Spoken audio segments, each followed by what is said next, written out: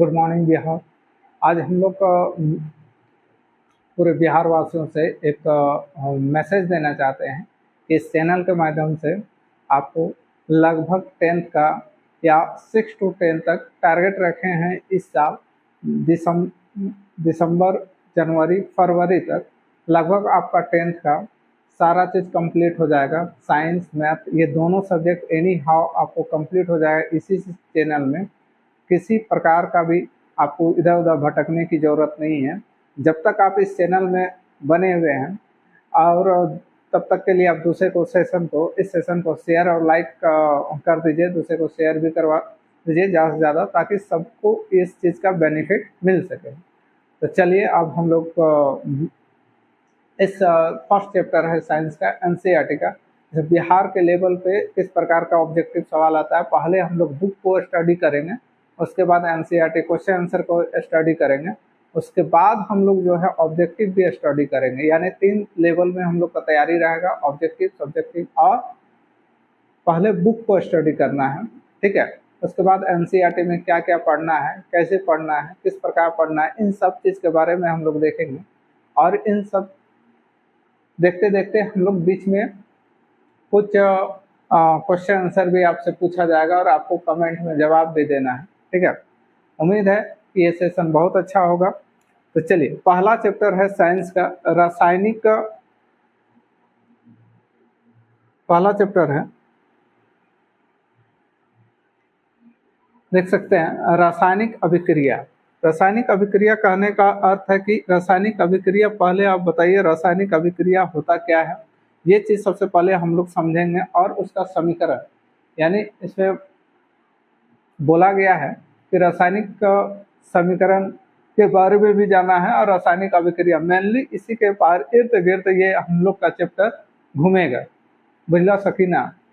चलिए, तो सबसे पहले दिया है कि अपने दैनिक जीवन में निम्नलिखित परिस्थितियों पर ध्यान दीजिए और विचार कीजिए। हम लोग जो रोज का दैनिक स्थिति यानी डेली लाइफ में क्या क्या देखते हैं, जैसे आप सुबह सुबह उठते हैं, उठने के बाद हम लोग क्या देखते हैं कि माई कहीं का काम कर रही है, खाना बना रही है, तो बहुत सारा चीज़ हम लोग देखते हैं। कोयला जलाते हैं, तो सबसे पहले वही मान लीजिए कोयला जलाते हैं। कोयला जलाते हैं तो कोयला जलाने में वो रासायनिक समीकरण है, यानी रासायनिक अभिक्रिया है या रासायनिक समीकरण, उसमें क्या होता है।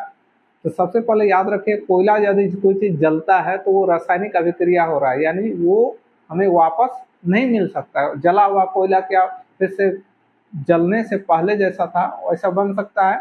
नहीं बन सकता है। तो इन सब के बारे में सबसे पहले दिया है, गर्मियों में कमरे के ताप पर दूध को खुला छोड़ दिया जाता है। आपसे दिया गया पहला पॉइंट कि गर्मी में हम लोग दूध को खुला छोड़ देंगे। यदि गर्मी में हम लोग दूध को खुला छोड़ देंगे तो क्या होगा, इन सब के बारे, इसमें कौन सा रिएक्शन होगा या क्या होगा। तो गर्मी में यदि आप दूध को खुला छोड़ देते हैं तो वो देखिए कि कहीं ना कहीं दही बन जाता है। खुला छोड़ दीजिए या कुछ तो वो दही बन जाता है ना। नेक्स्ट बोल रहा है, लोहे का तावा अथवा तसला अथवा कील को आर्द्र वायुमंडलों में खुला छोड़ दिया जाता है तो क्या होता है। मैंने ये सब दैनिक लाइफ में हम लोग देखते हैं। जैसे मान लो हमारा घर में वो कुछ लोहा का सामान है, गेट ही है, मान लीजिए गेट को यदि ज़्यादा दिन तक पेंट उंट नहीं कीजिए तो उसमें क्या लग जाता है, जंग लग जाता है। तो यानी जंग लगना क्या है, ये क्वेश्चन आता है ऑब्जेक्टिव में। जंग लगना कौन सी अभिक्रिया है, तो हम लोग क्या बोलेंगे, रासायनिक अभिक्रिया। क्योंकि जंग लग जाता है, मोटा हो जाता है, मोटा का एकदम भैंस हो जाता है। देखते हैं बहुत सारा लोहा रखा हुआ रहता है तो मोटा हो जाता है, जो खरीद के लाते हैं उससे ज़्यादा मोटा हो जाता है, वजन, ठीक है। तो यानी यहाँ रासायनिक अभिक्रिया, फिर उसको हटा देते हैं तो फिर वो सब हट जाता है जंग सब, तो फिर उसका वजन भी घट जाता है। यानी वो क्या है, रासायनिक अभिक्रिया। अंगूर का किण्वन हो जाना, अंगूर का किण्वन हो जाए यानी अंगूर से हम लोग शराब भी बनाते हैं, अंगूर का रस से। तो वही चीज़ बोल रहा है, अंगूर का रस से शराब बनता है, किण्वन हो जाना। भोजन पकाया जाता है, भोजन को मान लीजिए आप लोग पहले सुबह सुबह बगान उगान गए हैं, बगीचा, हमारा बगीचा से मान लीजिए कुछ तोड़ के ले आया, मान लीजिए भिंडी या कुछ भी पटल तोड़ के ले आए या कुछ भी तोड़ के ले आते हैं। तो तोड़ के जब लाइएगा, उसको तोड़ने के बाद सब्जी बनाइएगा, सब्जी बनेगा। तो सब्जी बनने का हम लोग का माई लोग जो है सब्जी बनाती है। तो सब्जी बनाने के बाद फिर वो क्या भिंडी को ओरिजिनल रूप में ला सकते हैं, नहीं ला सकते हैं। तो ध्यान दीजिएगा हम कितना कितना चीज बोल दिए हैं, यही सब फिर घूम फिर के इस चैप्टर में सिर्फ यही है कि रासायनिक अभिक्रिया किस प्रकार का होता है, ठीक है। इस चैप्टर में और कुछ आपका नहीं है, ठीक है, कि किस प्रकार का रासायनिक अभिक्रिया आपसे करवाता है। तो ये सारा चीज जो है, इस सब चीज को आपको देखना होगा। तो फिर से सब्जी फिर से क्या होगा, जो आप लाएं, भिंडी लाएं, पटल लाएं, वो क्या फिर से बन सकता है, संभव ही नहीं है। यानी हमारा जो बगीचा में था, बगीचा से तोड़ के यदि घरवा में लाते हैं, घरवा में लाने के बाद सब्जी बना देते हैं, तो सब्जी बनाने के बाद फिर वो हम लोग का मतलब फिर से भिंडी नहीं, यानी उसमें रासायनिक परिवर्तन हो गया। इसका मतलब फिर से वो वापस आयल जाए, कभी नहीं आयल जाए, समझ में आया। यानी हम लोग को भोजन बनने के बाद फिर से वो वापस नहीं आएगा। हम देखिए, हमारा शरीर भोजन को पचा लेता है। अच्छा बताइए, भोजन जो पच जाता है उसके बाद फिर से उसको भोजन के रूप में, यानी भोजन का पचने के बाद फिर से उसको भोजन के रूप में बनाया जा सकता है? नहीं बनाया जा सकता, ये संभव नहीं है। यानी जो पच जाना, रासायनिक अभिक्रिया जो हो जाता है, यानी वैसी अभिक्रिया जिसमें वो पुनः अवस्था में न आए, उसी को हम लोग क्या बोलेंगे, रासायनिक अभिक्रिया बोलेंगे। यानी इसे हम सांस लेते हैं, सांस लेना भी एक प्रकार का क्या है, रासायनिक अभिक्रिया है। ये आगे का चैप्टर में हम लोग पढ़ेंगे। यानी अभी हाईलाइटेड सिर्फ ये सारा पॉइंट आपको इसलिए दिया गया है क्योंकि दैनिक लाइफ से आप इसको कंपेयर कर सकते हैं, ठीक है।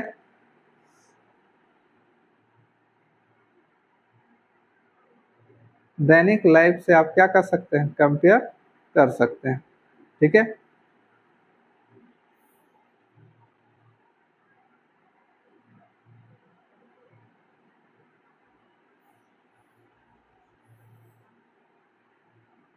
चलिए नेक्स्ट आते हैं हम लोग, क्या दिया हुआ है, यही चीज देखिए यहाँ आपको दिया हुआ है।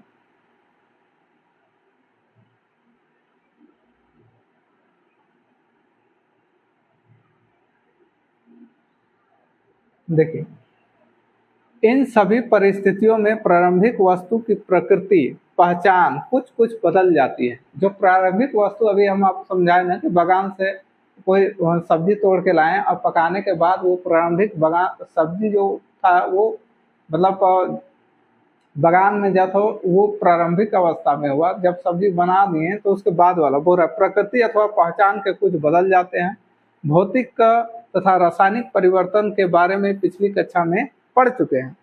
तो भौतिक परिवर्तन, भौतिक परिवर्तन ऐसा परिवर्तन जो पुनः अपने अवस्था में प्राप्त कर सकते हैं। जैसे जल का बर्फ बनना, बर्फ से फिर जल बन जाता है, ये कौन सा अभिक्रिया हो जाएगा, ये हो जाएगा आपका कौन सा, भौतिक परिवर्तन। जैसे मोम का गलना, मोम जो होता है गल के नीचे टपक टपक टप टप टपा के क्या होता है, नीचे जम जाता है, जमता है।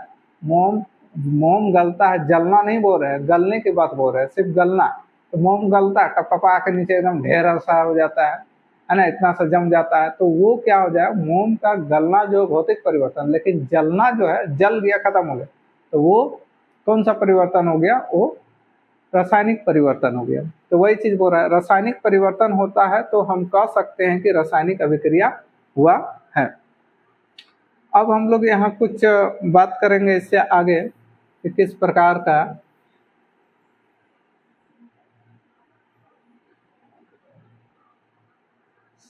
चलिए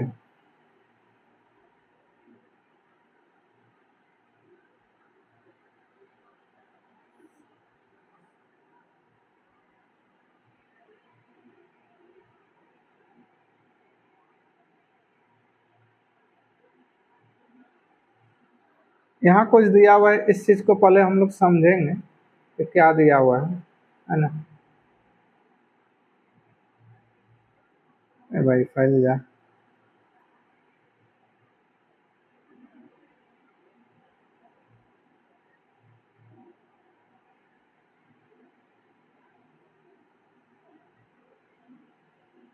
चलिए देखिए, बोल रहा है कि रासायनिक अभिक्रिया में क्या क्या अभिलक्षण होता है, क्या क्या होता है, इन सब के बारे में थोड़ा सा। अवस्था परिवर्तन, यदि रासायनिक अभिक्रिया हुआ है तो उनके अवस्था में श्योर परिवर्तन होगा, पहला चीज। रंग में परिवर्तन, जैसे मान लीजिए मिल्क है ना, मिल्क है तो मिल्क आपका लिक्विड अवस्था में रहता है, वहीं आपका दूध जो है लिक्विड अवस्था में रहेगा, लेकिन दही बन जाएगा तो उसका देखना थोड़ा क्या होता है, गाढ़ा टाइप का हो जाता है, यानी लिक्विड से वो थोड़ा सा डिफरेंट होता है। ठीक है, उसी तरह यदि आप कागज ले लेते हैं, मान लीजिए एक कागज ही ले लीजिए, कागज को आप जला दिए, कागज को आप क्या किए, जला दिए, हीट दिए, है ना, हीट दिए, ये जल गया, जल के क्या हो गया, अवस्था में परिवर्तन हो जाता है। ठीक है, ठीक उसी प्रकार रंग में भी परिवर्तन, कागज जला दिए तो उसमें क्या होगा, रंग में भी परिवर्तन हो सकता है, या होता ही काला हो जाता है, रंग में कागज जलाए तो वो क्या हो गया, काला हो गया। ठीक है, गैस का निकास अथवा उत्सर्जन, उसमें गैस भी निकल सकता है। अवस्था परिवर्तन वो सबसे अच्छा उदाहरण है कि आप कपूर ले लीजिए, कपूर को आप जला दीजिएगा तो उसमें कुछ नहीं मिलेगा। ठीक है, ठोस अवस्था में रहता है, और कपूर लीजिए जला दीजिए वो खत्म हो जाएगा। ठीक है, तो वो क्या हो गया, वो रासायनिक परिवर्तन, अवस्था में परिवर्तन का सबसे अच्छा उदाहरण आप समझ सकते हैं। घर में हम लोग कपूर यूज, अरे कपूर नहीं देखना है, नहीं देखा है, बोका कहीं का। देखो कपूर जो घर में जो हम लोग आरती देते हैं, आरती पूजा पाठ में जो लगता है व्हाइट टाइप का रहता है, उसको बोलते हैं कपूर। ठीक है, कपूर को जलाते हैं तो मिलता है कुछ, कुछ नहीं मिलता है, यानी ठोस रहता है, वो गैस में परिवर्तित हो जाता है, जल जाता है सारा, तो वो क्या हो गया, अवस्था में परिवर्तन। रंग में परिवर्तन यदि बोल सकते हैं तो रंग में मान लीजिए कागज जलाएं, कागज का कोई कलर होगा, जला दीजिएगा सारा कागज क्या होता है, काला हो जाता है, यानी वो रंग में परिवर्तन हो गया। गैस का निकास, यदि आप कुछ चीज जलाते हैं तो उसमें गैस या फिर गैस निकलता है, या फिर कुछ ऊर्जा भी उत्सर्जन कर सकता है। दूसरा बोलता है तापमान में परिवर्तन, यदि आप कोई रासायनिक परिवर्तन हो रहा है तो वहाँ तापमान में भी परिवर्तन आपको देखने को मिलेगा। जैसे मान लीजिए कोयला, सब आपको घर का एग्जाम्पल दे रहे हैं, जैसे कोयला आप जला रहे हैं, कोयला जला रहे हैं तो क्या होगा, पहले कोयला आप छू सकते हैं आराम से, लेकिन जलने के बाद वो कोयला छूने जाइए, हाथुआ जल जाएगा, भूल के भी मत छूना। ठीक है, क्या हो जाएगा, हाथ जल जाएगा, तो वो क्या हो गया, उसमें तापमान में परिवर्तन आ गया, जला हुआ कोयला में, आया कि नहीं आया। चलिए नेक्स्ट आता है, तो ये सारा चीज यदि होगा तो हम लोग क्या समझेंगे कि रासायनिक परिवर्तन हुआ है। ठीक है, अब रासायनिक समीकरण के बारे में हम लोग थोड़ा सा पढ़ेंगे, लेकिन रासायनिक समीकरण हम लोग इसको लास्ट टॉपिक में करेंगे, यानी सबसे लास्ट में हम रासायनिक समीकरण को पढ़ेंगे। अभी रासायनिक अभिक्रिया के बारे में हम लोग पढ़ लेते हैं, उसके बाद हम लोग रासायनिक पढ़ेंगे, और सारा नोट्स भी लिखाया जाएगा, कैसे आपको लिखना है सारा चीज किया जाएगा। ठीक है, आपको सारा चीज नोट्स लिखाया जाएगा। ठीक है, सारा चीज बना हुआ है, आप टेंशन ना ले। देखिए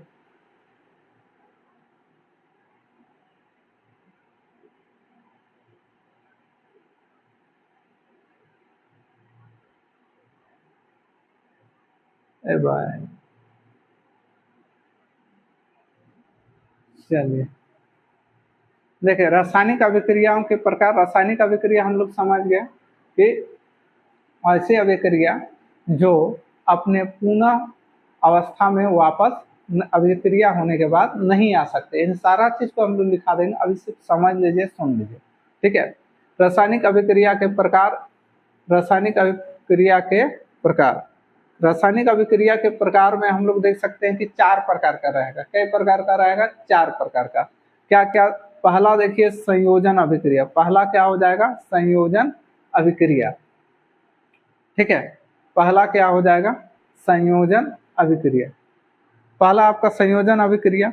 इसके बारे में हम लोग अभी पढ़ेंगे, संयोजन अभिक्रिया क्या होता है। ठीक है, संयोजन अभिक्रिया क्या होता है, इसके बारे में अभी देखिए हम लोग पढ़ने वाले हैं।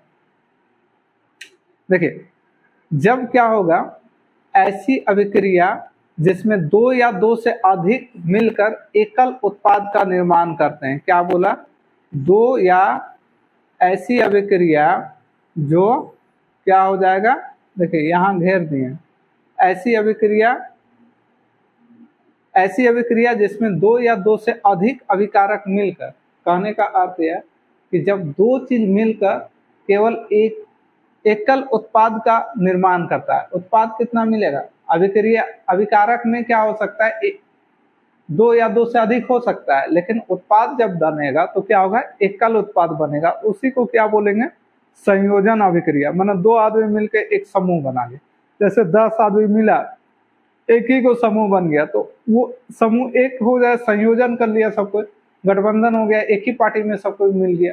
ठीक है, तो इस प्रकार का जो होगा, जैसे मान लीजिए अभी बीजेपी जदयू ये सब मिल के सरकार चला रहा है बिहार में, तो हम लोग एक तरह एनडीए बोल देते हैं, यानी ये मिलकर क्या है, अलग एक ही चीज बना लिया। लेकिन यदि मान लीजिए 10 पार्टी मिलकर आधा इसमें आधा उसमें बढ़ जाएगा, तो वो संयोजन अभिक्रिया नहीं होगा। कहने का अर्थ एकदम साफ है, जब दो या दो से अधिक अभिकारक मिलकर एक उत्पाद बनाएगा, अरे एक एक उत्पाद बनाएगा, समझ में आया, उसी को क्या बोलेंगे, एकल उत्पाद, या उसी को एकल उत्पाद कहते हैं। और इस टाइप का निर्माण जब होगा तो उसको संयोजन अभिक्रिया कहेंगे। एकदम फिर से समझिए, दो या दो से अधिक अभिकारक मिलकर एकल उत्पाद का निर्माण करते हैं, उसे संयोजन अभिक्रिया कहते हैं।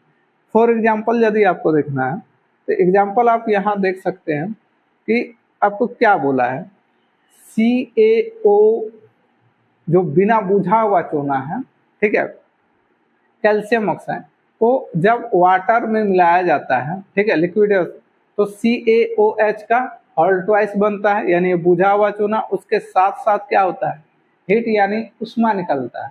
घर में कभी चूना हुआ ही होगा, तो चूना जो मार्केट से लेके आते हैं चूना पत्थर, उसको पानी में डालते हैं, वो गबगबा के नहीं देखते हैं, एकदम गबगब करता है। जैसे कोई चावल या भात बना रहा है तो कैसे लगता है, तो उसी प्रकार वहाँ दबकने लगता है। ठीक है, दबकने मतलब समझता होगा ही, और नहीं समझ रहा है तो मैंने वो उबलने लगता है सबसे अच्छा। ठीक है, तो वो चीज है, तो उसमें क्या होता है, ऊर्जा निकलता है। क्या निकलता है, ऊर्जा निकलता है। जब ऊर्जा निकलता है वहां, तो ये दो चीज हमको वहां मिल जाए, एक ऊर्जा मिल जाएगा, बिना बुझा हुआ चूना मिल जाता है, और उसी को हम लोग क्या करते हैं, पुताई करते हैं। कहाँ पुताई करते हैं, दीवार में, है ना। अभी अभी छठ हम लोग का पार हुआ है, तो वहां हम लोग क्या करते हैं, पुताई करते हैं।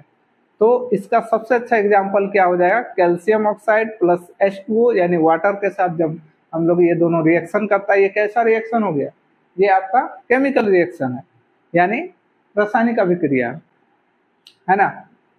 तो बोल रहा है कि उसमें क्या होगा, CaOH का ऑल्टवाइस, ये क्या हो गया आपका, बिना बुझा हुआ। यहाँ आता है बुझा हुआ चूना, बिना बुझा हुआ चूना।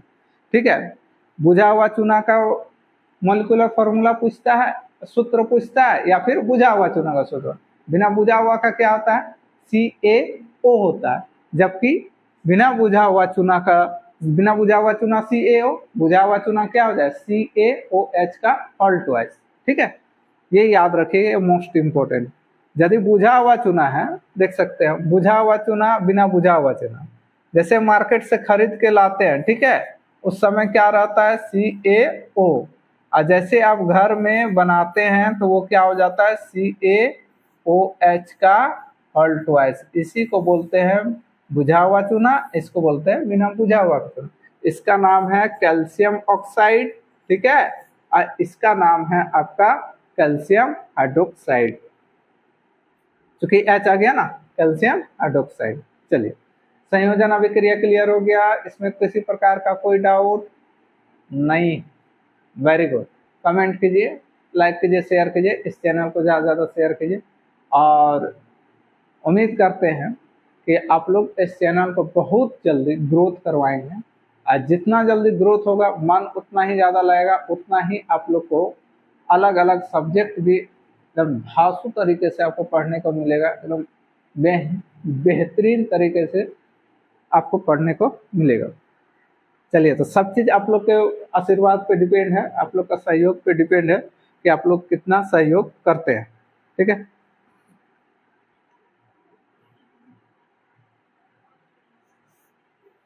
अब आते हैं हम लोग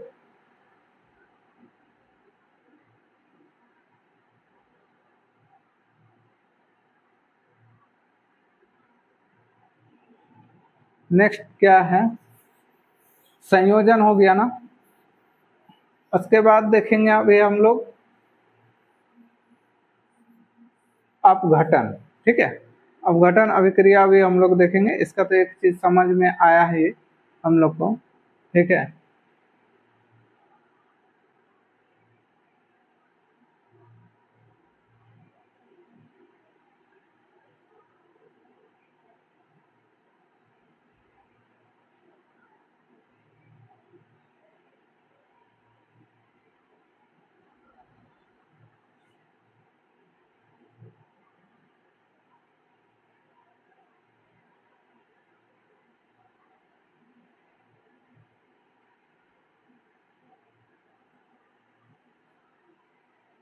संयोजन अभिक्रिया हो गया, है ना।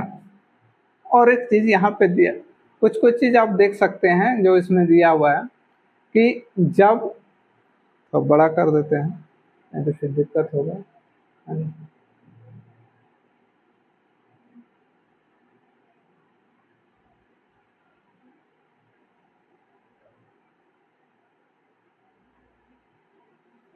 चलिए,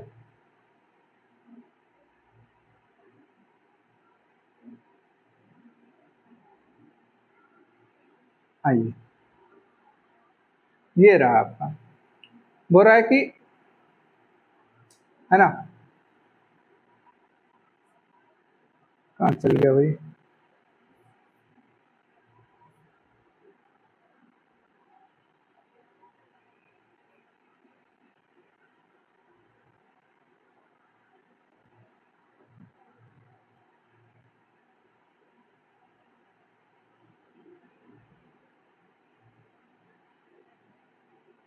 चीज यहाँ देखना था हम लोग को, देख लीजिए। बोला है जब दो या दो से अधिक पदार्थ तत्व यौगिक संयोग करके एकल उत्पाद का निर्माण करते हैं, ऐसी अभिक्रिया को क्या बोलते हैं, संयोजन अभिक्रिया कहते हैं। ये चीज तो हम लोग फिर पढ़ ही लिए हैं, ठीक है। लेकिन यहाँ जो दिया हुआ है सबसे इंपॉर्टेंट दिया हुआ है कि अधिक मात्रा में उस उत्पन्न उष्मा हुई है, मतलब CaOH का जो हम देखते हैं जहाँ बहुत अधिक मात्रा में क्या होता है, उष्मा उत्पन्न होता है, ठीक है। तो उसी से रिलेटेड एक दिया है, इससे अभिक्रिया में मिश्रण गर्म हो जाता है। बोला जिन अभिक्रियाओं में उत्पाद के निर्माण के साथ साथ उष्मा उत्पन्न होती है उसे उष्मा क्षेपी अभिक्रिया कहते हैं। यानी कोई ऐसा उत्पाद बन रहा है, कोई भी, कुछ भी, कौन हो भी, ठीक है, कुछ भी उत्पाद बन रहा है, यदि उसके साथ उष्मा भी जनरेट हो रहा है, यानी उष्मा भी लग रहा है, उष्मा भी पैदा हो रहा है, ठीक है, तो उसको हम लोग उष्मा क्षेपी अभिक्रिया भी बोल सकते हैं, क्योंकि उसमें क्या हो रहा है, उष्मा जनरेट हो रहा है, अपने से उष्मा बन रहा है। जैसे CaO है जो हम लोग देखे हैं, बिना बुझा हुआ चूना, उसमें पानी में जैसे उसको डालते हैं उसमें क्या होता है, ऑटोमेटिक उसमें उष्मा जनरेट होता है, यानी कहने का अर्थ उसमें गर्म पानी उबलने लगता है, खोलने लगता है, दबकने लगता है। तो ये सब चीज जो होता है तो उसको, उस टाइप के अभिक्रिया को क्या बोलेंगे, उष्मा क्षेपी अभिक्रिया, ठीक है। तो इसका कुछ उदाहरण दिया है, प्राकृतिक गैस का दहन, ठीक है, CH4 प्लस 2O2, ये कार्बन डाइऑक्साइड बनाता है 2H2O और प्लस ऊर्जा में कन्वर्ट हो जाता है। इसी प्रकार और सारा भी चीज दिया हुआ है, आप लोग देख सकते हैं। थोड़ा यदि नीचे आएंगे तो यहाँ देखिएगा,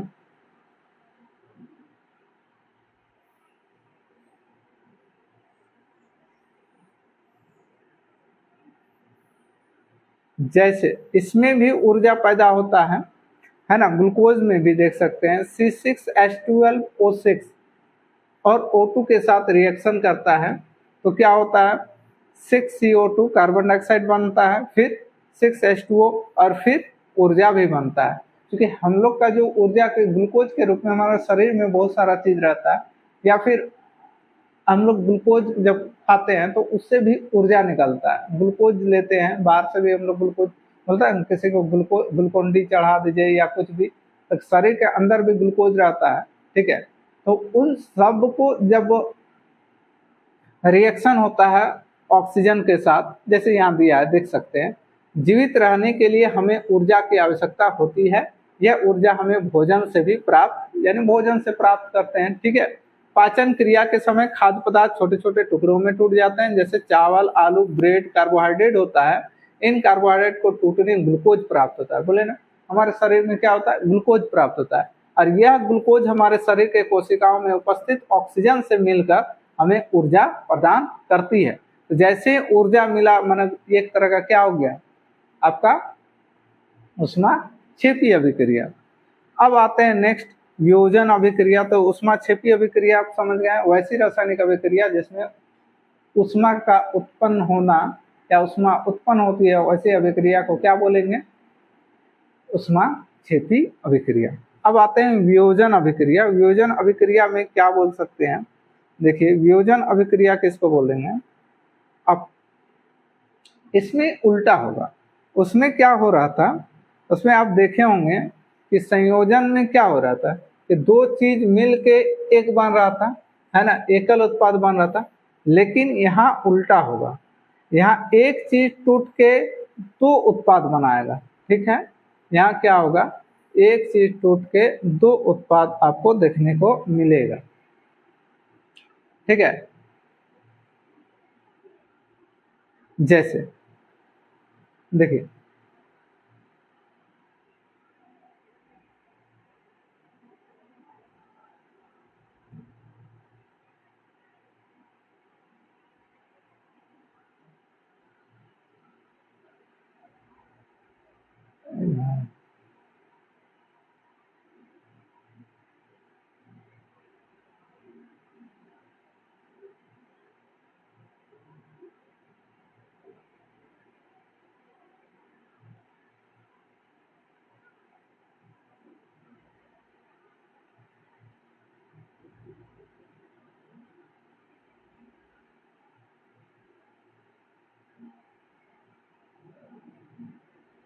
जैसे देख सकते हैं क्या दिया हुआ है, यहाँ फेरस सल्फेट है।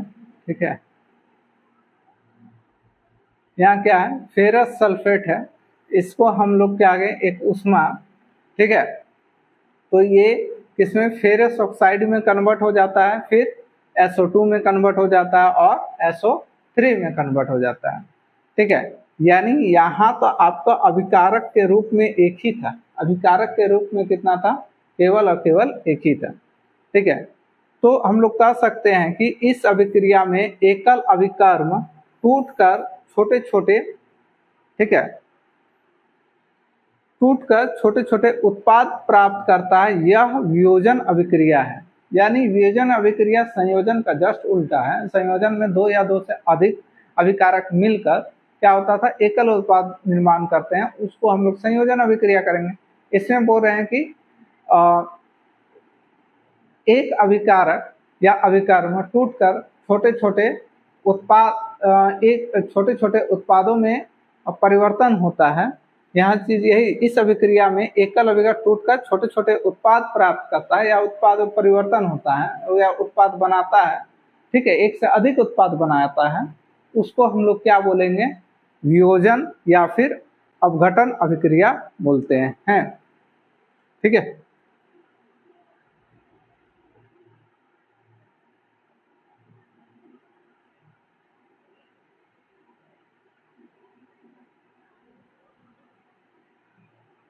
जैसे यहाँ देख सकते हैं, यहाँ हम लोग देखे थे थोड़ा देर पहले, जो आपको क्या था कि बुझा हुआ चूना, बिना बुझा हुआ चूना के बारे में पढ़े थे। अब जैसे देखिए चूना पत्थर एक लेते हैं, ठीक है, एक चूना पत्थर लेते हैं, इसमें चूना पत्थर है। ठीक है, चूना पत्थर है, देखिए CaCO3, ये कौन सा है, चूना पत्थर है, CaCO3। ठीक है, चूना पत्थर लिए, इसको हीट मिला।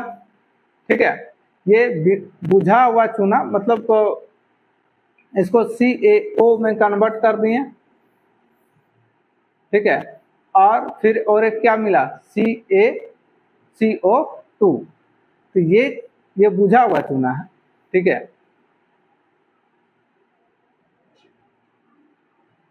चूना पत्थर देख सकते हैं आप, यहाँ एकदम स्पष्ट दिया हुआ है, इस देखिए यहाँ दिया हुआ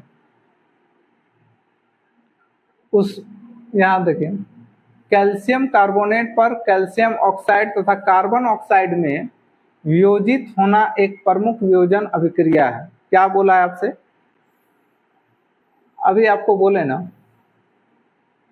कि कैल्शियम कार्बोनेट को यदि हम कैल्शियम ऑक्साइड तथा कार्बन डाइऑक्साइड में वियोजित होना प्रमुख वियोजन अभिक्रिया है, जिसका उपयोग विभिन्न उद्योगों में होता है। ठीक है, कैल्शियम ऑक्साइड को चूना या बिना बुझा हुआ चूना कहते हैं। कैल्शियम ऑक्साइड को क्या बोलेंगे? ये जो सी बिना बुझा हुआ चूना है, ठीक है, कैल्शियम ऑक्साइड को चूना या बिना बुझा हुआ चूना, यानी अभी इसमें क्या हो जाएगा, CaOH का होल ट्वाइस आ जाएगा, तो ये क्या हो जाएगा, ये आपका हो जाएगा बुझा हुआ चूना, लेकिन ये अभी बिना बुझा हुआ चूना है।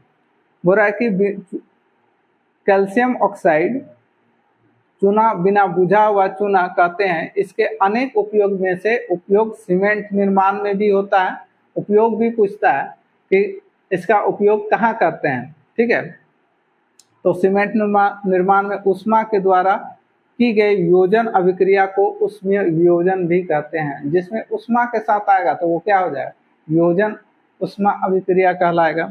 तो इस प्रकार ये आपका हूबहू एग्जाम में छपता है, इसलिए एनसीईआरटी का जितना सारा एग्जाम्पल है ना वो आप देख लीजिए। ठीक है, और वो समीकरण भी आपको याद कर लेना है। और याद क्या, मेरे साथ बने रहिएगा तो 10 बार नाम लेंगे, ऑटोमेटिक आपको याद हो जाएगा, आपको कोई याद करने की भी जरूरत नहीं पड़ेगा बीच बीच। ठीक है, नेक्स्ट आते हैं। जैसे यहाँ देखिए, ठीक है, यहाँ क्या दिया हुआ,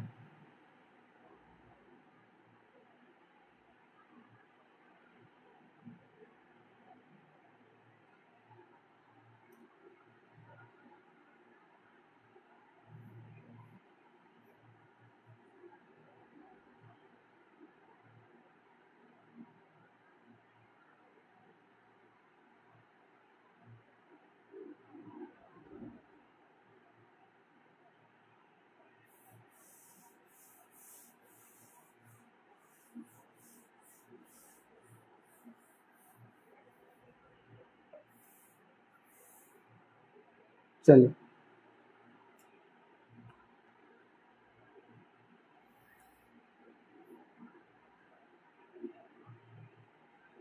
यहाँ देख सकते हैं, ये अभिकर्म यानी एक ही गो है, या अभिकारक जो बोलिए 2PbNO3 होल ट्वाइस। ठीक है, इसमें हीट दीजिएगा आप, यानी तापन हीट दे रहे हैं 2PbO plus 4NO2 plus O2। 4NO2 को बोलेंगे नाइट्रोजन डाइऑक्साइड। ठीक है, क्योंकि O2 लगा हुआ है। लेड ऑक्साइड, यहाँ ऑक्सीजन है, O2 तो आपका ऑक्सीजन है, इसको क्या बोलते हैं, लेड नाइट्रेट।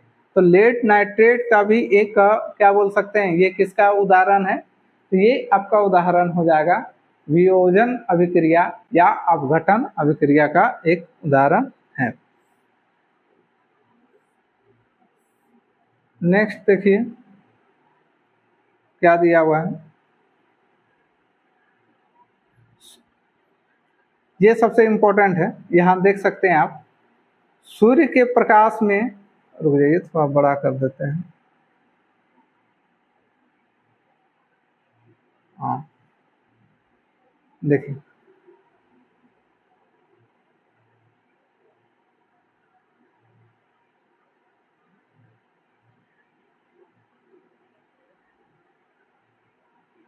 चलिए यहाँ देखिए क्या दिया है, सूर्य के प्रकाश में श्वेत रंग का सिल्वर क्लोराइड धूसर रंग हो जाता है। सूर्य के प्रकाश में सिल्वर क्लोराइड को यदि रखेंगे तो इसमें रंग यानी धूसर रंग में परिवर्तित हो जाएगा। प्रकाश की उपस्थिति में सिल्वर क्लोराइड सिल्वर तथा क्लोरीन वियोजन के कारण ऐसा होता है। AgCl को यदि आप सूर्य के प्रकाश में रख दीजिएगा तो 2Ag प्लस Cl2 यानी ये टूट जाता है। तो ये जब एकल अभिकर्म है यानी अभिकारक है, ये किस में हो गया, दो उत्पाद हमको मिला, यानी ये किसका उदाहरण है, ये वियोजन या अपघटन का उदाहरण आपका है। नेक्स्ट इसी प्रकार 2AgBr, इसमें भी 2Ag प्लस Br2 है ना। तो इस प्रकार ये भी कन्वर्ट हो जाता है। इस अभिक्रिया का उपयोग श्याम श्वेत फोटोग्राफी में किया जाता है, यानी पूछता है कि फोटोग्राफी प्लेट में किसका उपयोग किया जाता है, तो यही AgBr या फिर इसका उपयोग होता है। ठीक है, बोल रहा है किस प्रकार की ऊर्जा के कारण वियोजन अभिक्रिया होती है। इसी प्रकार के कारण क्या होता है, वियोजन अभिक्रिया होती है। सिल्वर ब्रोमाइड का उपयोग किसमें होता है, फोटोग्राफी में, याद रखिएगा। ये ऑब्जेक्टिव आपका आ सकता है। साथ साथ में देखिए ऑब्जेक्टिव भी आपको बता रहे हैं कि सिल्वर ब्रोमाइड का उपयोग जो होता है वो किसमें, फोटोग्राफी प्लेट में किया जाता है। चलिए अब आते हैं उष्माशोषी भी दिया हुआ है, तो उष्माशोषी को पढ़ लेते हैं। और इन सब का देखिए एक डाटा बना हुआ है, ये सब ये बुक पढ़ा रहे हैं। बुक में आपको क्या क्या पढ़ना है सिर्फ ये बता रहे हैं। बुक में आपको हर चीज नहीं पढ़ना है, जो जो चीज हम टिक लगाए हैं या जिस प्रकार उसी को सिर्फ आपको पढ़ना है, सब चीज आपको बुक में नहीं पढ़ना है, ये ध्यान रखिएगा। इसलिए आपको ये पढ़ा रहे हैं कि सिर्फ आपको वही चीज आपको पढ़ना है। ठीक है,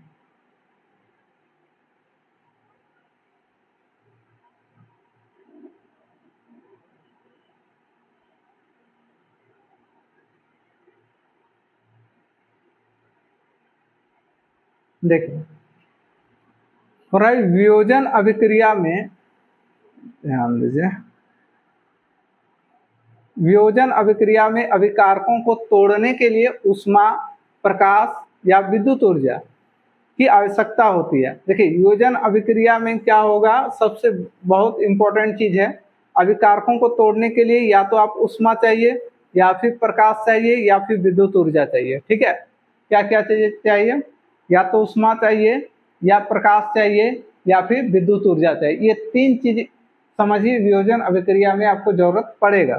तो वही चीज बोल रहा है, वियोजन अभिक्रिया अभिकारकों को तोड़ने के लिए ऊष्मा, सूर्य का प्रकाश या विद्युत ऊर्जा की आवश्यकता होती है। जिन अभिक्रिया में ऊर्जा अवशोषित होती है वो तो ऊर्जा एक्सेप्ट कर लिया, यानी ऊर्जा अपने अंदर ले लिया, उसके बाद टूटा। तो वही बोल रहा है, जिन अभिक्रिया में ऊर्जा अवशोषित होती है उन्हें उष्माशोषी अभिक्रिया कहते हैं। ये बहुत इंपॉर्टेंट है कि उष्माशोषी अभिक्रिया किसे कहते हैं, है ना। या इसका बोल रहे हैं, एक उदाहरण दीजिए। तो जितना भी वियोजन अभिक्रिया आएगा वो सब किसके अंदर आएगा, उष्माशोषी अभिक्रिया के अंतर्गत आएगा। ठीक है, यानी दो अभी तक हम लोग पढ़ चुके हैं और दो नया न्यू में पढ़ेंगे। यानी नेक्स्ट जब वो क्लास होगी टाइम टेबल आपको बता दिया जाएगा, तो रोज इस प्रकार का अपडेट होगा। आप लाइक और शेयर करके बताइए ये क्लास आपको कैसा लगा, और अपने दोस्तों को ज़्यादा ज़्यादा शेयर कीजिए। उम्मीद करते हैं कि इस चैनल में इतना ग्रो हो कि आप लोग के लिए एक विशेष कुछ, खास करके बिहार वासियों के लिए कुछ सोचा गया है, और उन सब के हम लोग पूर्ति करेंगे। उम्मीद है सारा नोट्स भी दिया जाएगा। ठीक है, तब तक के लिए धन्यवाद।